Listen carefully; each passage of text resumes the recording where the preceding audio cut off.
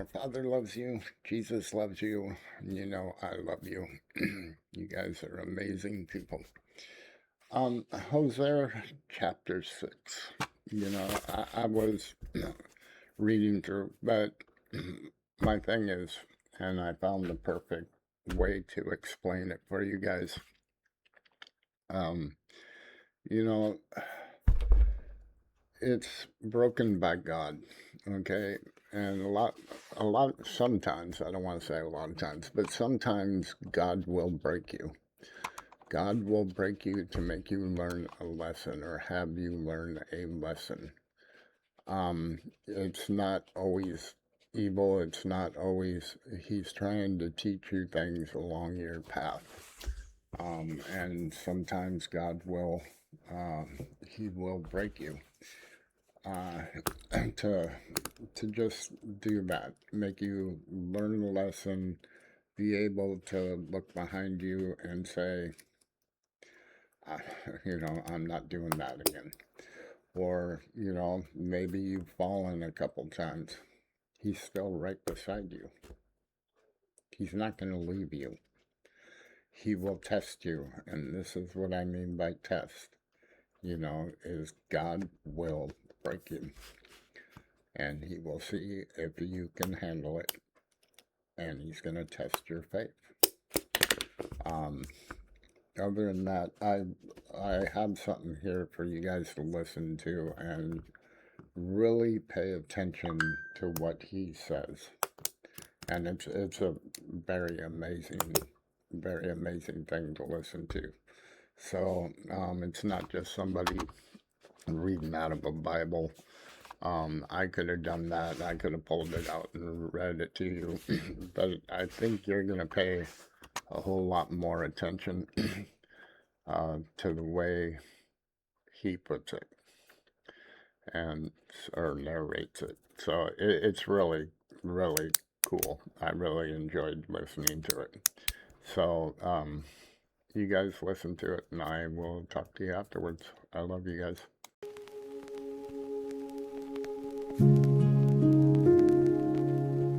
Hosea, chapter 6.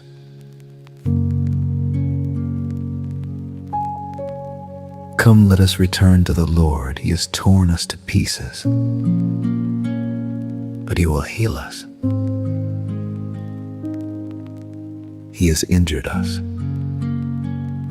but he will bind up our wounds.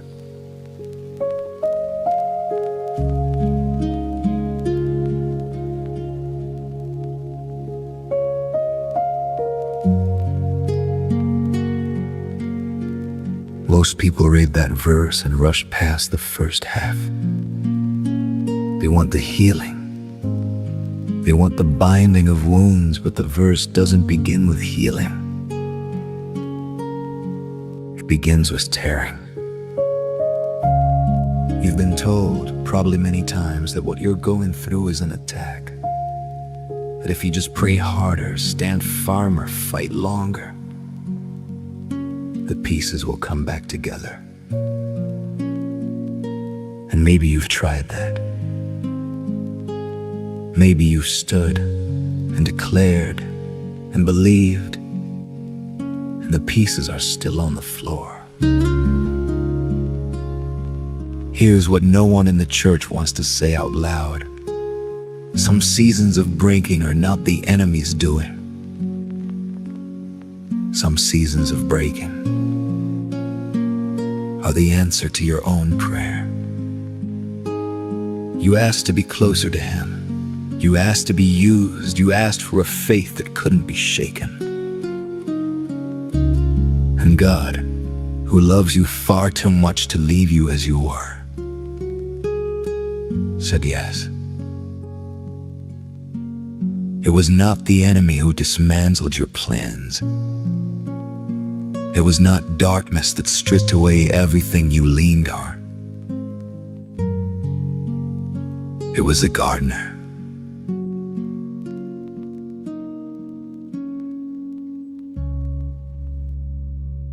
There is a kind of mercy. It doesn't feel like mercy when it arrives. It arrives like silence where there used to be noise, like absence where there used to be certainty, like the slow, quiet removal of everything you thought was holding you together. The theologians have a name for it. They call it severe mercy. But the person living through it doesn't have a name for it. They just know it hurts. There was a woman in the Gospels who walked into a room carrying an alabaster jar. The jar was expensive, carved, sealed, flawless on the outside. She didn't set it on the table. She didn't offer it carefully. She broke it. She shattered it at his feet. And the moment that jar broke, the fragrance filled the entire room.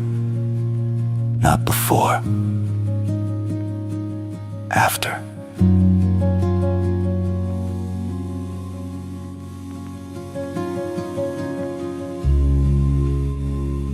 You are mourning the jar. You are on your knees collecting the pieces, wondering what went wrong. But God is not looking at the pieces. He is looking at what is finally free. There is also the story of Jacob, a man who spent his entire life being clever, managing outcomes, running from consequences, wrestling with everything, including God. And one night, God let him fight. But by morning, Jacob had a limp. He carried that limp for the rest of his life. And every time his stride was uneven, every time the pain reminded him of that night, it was not a mark of defeat. It was the signature of a man who had finally stopped running. A person with a limp cannot race ahead of God. They have to slow down. They have to lean. And the ones who lean on him are the ones he trusts with everything.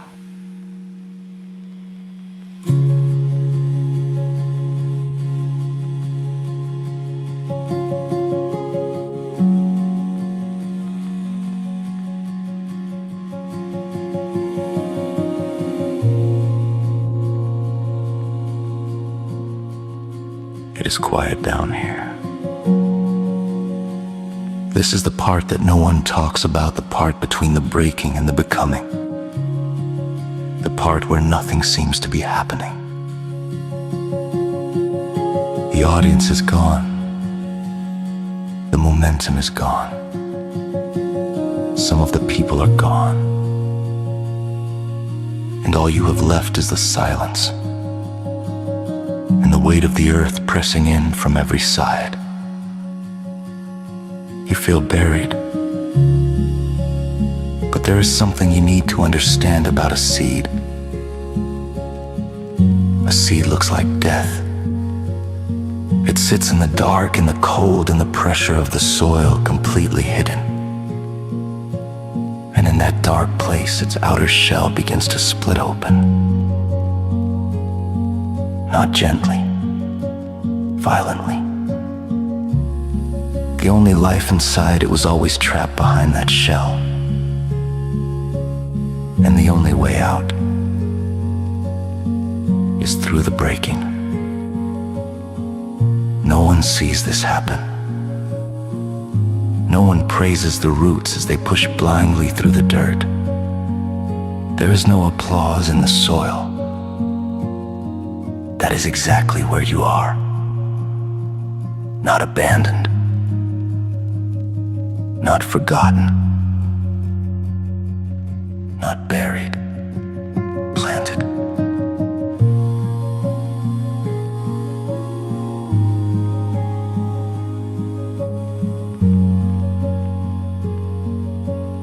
pressure you feel closing in from every side is not the weight of ruin. It is the steady, purposeful hand of the gardener, packing the earth firmly around you, because he knows something you cannot yet see. The deeper the roots must go,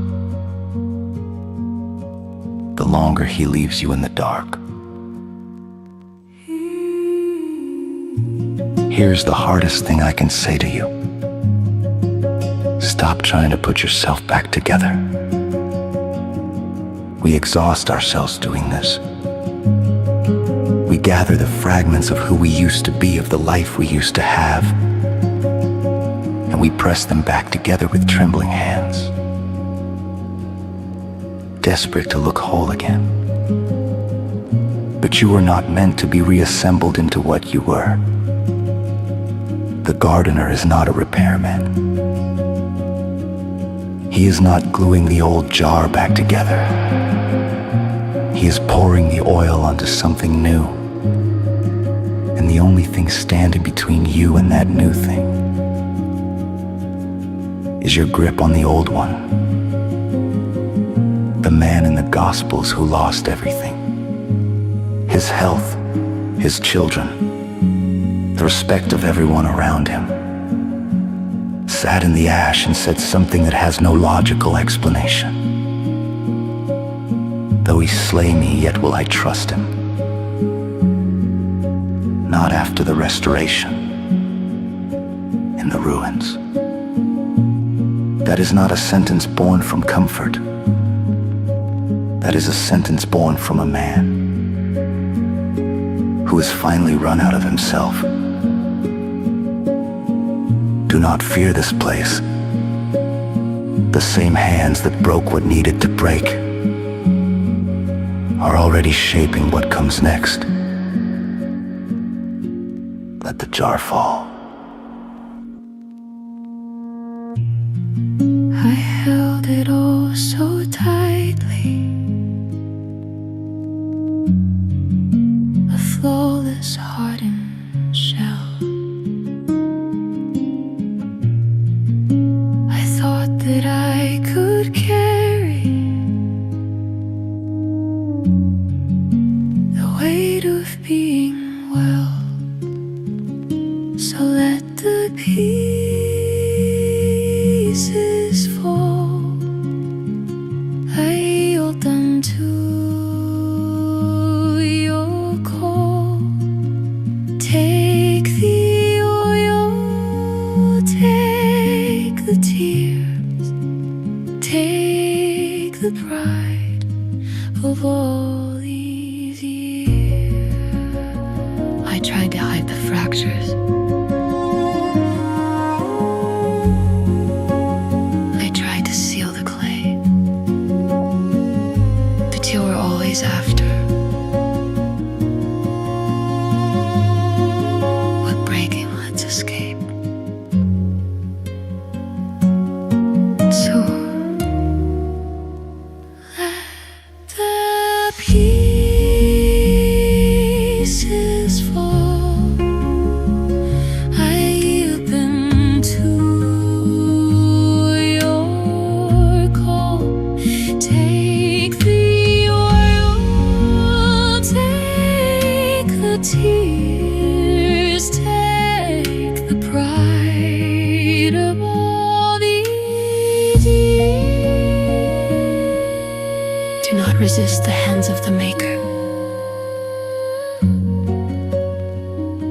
The breaking is not the end of your story. It is the beginning of your fruit.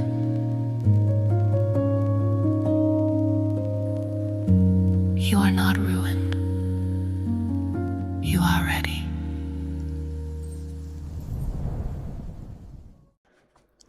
Hey, I'm back. So anyway, that was awesome. I listened to it.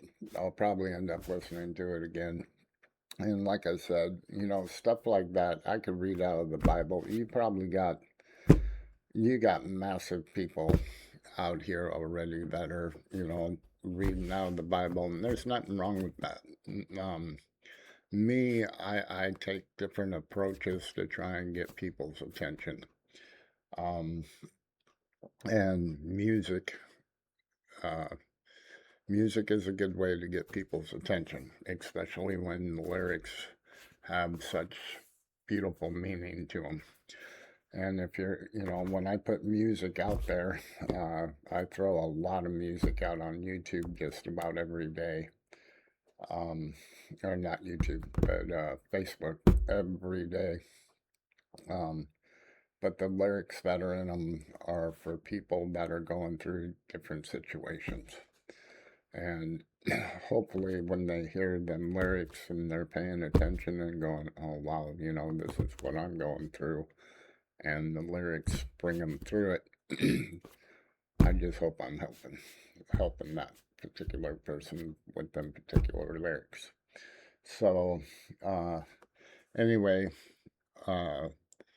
Hosea, the chapter 6, you know, I thought about coming out here, like I said, and reading it out of the Bible, but you guys would be going, you know, yeah, you'd probably scroll up, whatever.